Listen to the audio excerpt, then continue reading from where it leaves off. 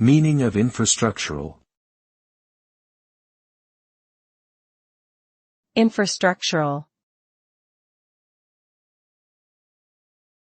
Infrastructural. Infrastructural. Infrastructural.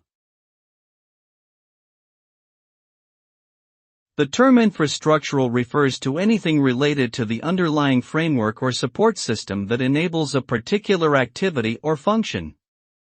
This can refer to physical infrastructure such as roads, bridges, and buildings, as well as digital infrastructure such as computer networks and software systems.